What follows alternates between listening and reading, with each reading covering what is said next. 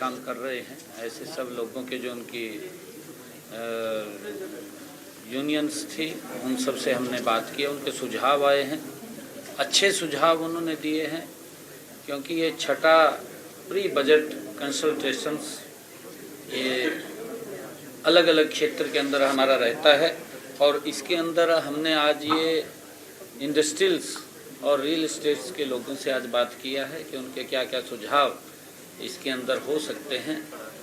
अच्छे सुझाव उन्होंने दिए हैं और हरियाणा प्रदेश एक विकसित हरियाणा बनने में और हमारे यहाँ पर अच्छी संख्या में इन्वेस्टर्स के लिए लोग आएँ, उसके लिए हमने उनसे सुझाव लिए थे और हमने कहा कि हम 2025 में एक न्यू इंडस्ट्री पॉलिसी वो भी हम लेकर के आ रहे हैं ताकि और ज़्यादा इन्वेस्टर्स हरियाणा के अंदर आ सकें। और हमने अपने संकल्प पत्र में भी कहा है कि हम 10 जिलों के अंदर IMT हम बनाने वाले हैं, उसको लेकर के भी बजट के अंदर हमने सुझाव लिए हैं और लोगों के सुझाव जो हमारे पास आए हैं उनको हम इस बजट के अंदर शामिल करते हुए ताकि प्रदेश को उसका लाभ मिले और लोगों का जो सुझाव आए हैं उनको भी उसका लाभ मिले, उसको हम करने वाले हैं। सर, प्रधानमंत्री नरेंद्र मोदी ने देश के किसानों को तोहफा दिया है, हरियाणा के किसानों को। हाँ, कल नव वर्ष के ऊपर देश के यशस्वी प्रधानमंत्री नरेंद्र मोदी जी ने, क्योंकि आज तक इस प्रकार की, क्योंकि मैं ये मानता हूँ एक्चुअल में कांग्रेस पार्टी ने किसानों के साथ धोखा किया है, कांग्रेस पार्टी ने किसानों का शोषण किया है और हम ये मानते हैं कि कांग्रेस के समय के अंदर हमारे जो उर्वरक हैं उनके दाम बढ़ गए थे, चाहे DAP है, यूरिया है, परंतु उसके दाम कम नहीं हुए, वो उसका वजन किसान के ऊपर पड़ा है। आदरणीय मोदी जी ने कल भी बैठक करके जो DAP और यूरिया के दाम बढ़े थे पिछले दिनों, पीछे भी सब्सिडी दी थी और कल भी 38,500 करोड़ रुपए की सब्सिडी का ऐलान किया है। हम स्वागत करते हैं, इसका हमारे किसानों को बड़ा लाभ वो मिलेगा, उनके ऊपर कोई दबाव नहीं पड़ेगा, उसके खर्चे कम होंगे, उसकी इनकम बढ़ेगी, उसकी पैदावार ज़्यादा होगी।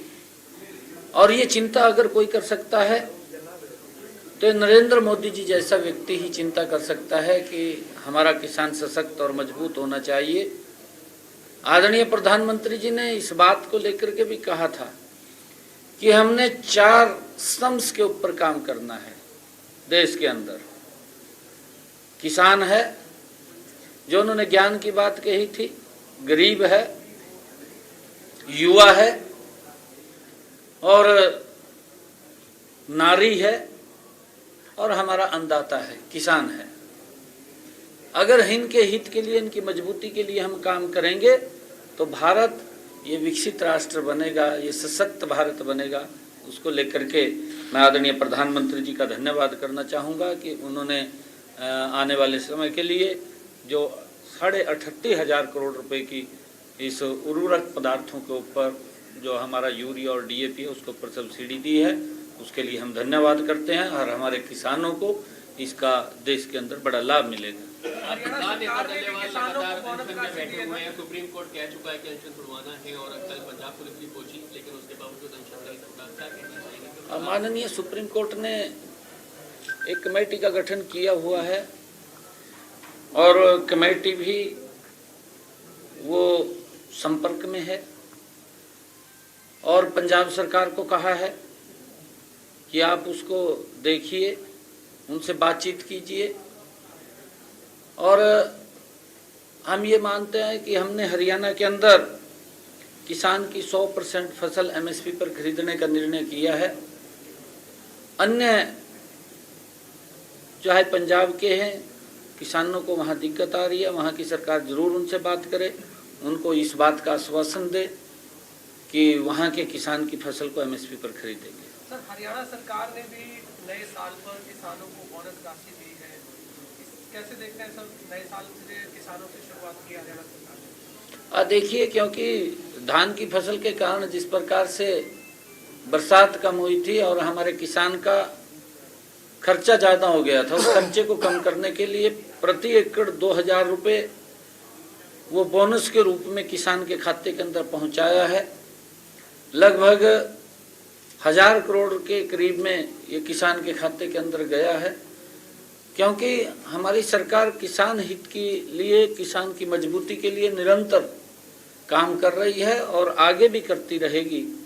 ये क्योंकि कहीं पर भी अगर कोई दिक्कत परेशानी आती है, जैसे अभी बेमौसमी ये बरसात हुई है और बरसात के अंदर ओलावृष्टि हुई है, ओलावृष्टि के कारण कुछ हमारी फसलों को नुकसान हुआ है। हमने पोर्टल को उसको खोला है ताकि लोग जो उनका खराबा हुआ है, क्षतिपूर्ति पोर्टल को हमने खोला है, उसके ऊपर रजिस्ट्रेशन कर सकें और उसको खराबे का मुआवजा पिछले दिनों भी सरकार ने लगातार पिछले 10 वर्षों के अंदर अगर हम बात करें 13,500 करोड़ रुपया किसान के खाते के अंदर हमने उनकी खराबे का पहुंचाया है।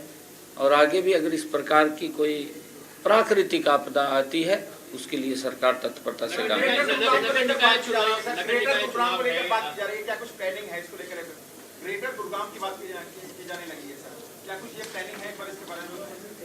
ग्रेटर हाँ, देखिए, हमारा गुरुग्राम गति से आगे बढ़ रहा है और इसके अंदर इंफ्रास्ट्रक्चर को लेकर के जो भी यहाँ पर सुविधाओं की बात है उसको सरकार तत्परता से कर रही है।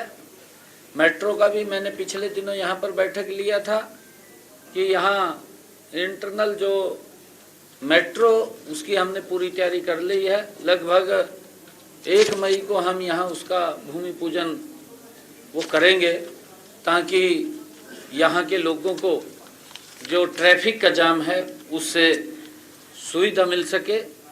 और एक हमारे यहाँ पर पिछले दिनों जो 700 बेडेड सिविल हॉस्पिटल बनाने का बात थी उसकी तरफ भी हम गति से बढ़ रहे हैं, क्योंकि गुरुग्राम मेडिकल हब है और यहाँ पर लोग काफ़ी संख्या के अंदर उनको स्वास्थ्य सुविधाएं यहाँ पर मिलें और अच्छी सुविधाएं मिलें, उसको लेकर के हम तत्परता से काम कर रहे हैं। जल्दी ही यहाँ पर वो 700 बेडेड हॉस्पिटल भी बने।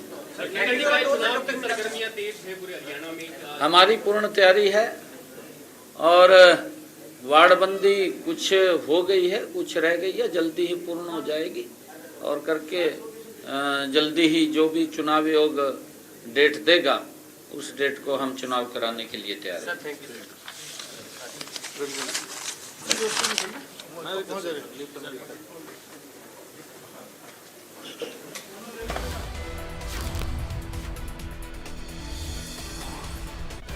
कई यूनियन के सुझाव मिले।